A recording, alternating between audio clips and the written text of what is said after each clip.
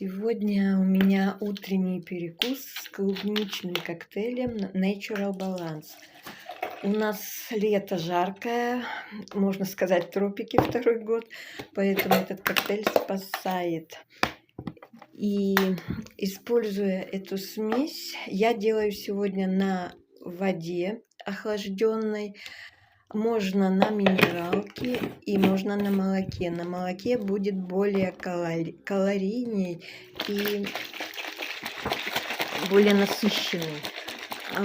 А на воде он просто охлаждает, и это очень вкусно и полезно. Используя сухую смесь для коктейля, он утоляет голод между основными приемами пищи. Этот продукт можно использовать при приготовлении блюд различных, увеличивая питательную ценность, употребляя больше белка в течение дня.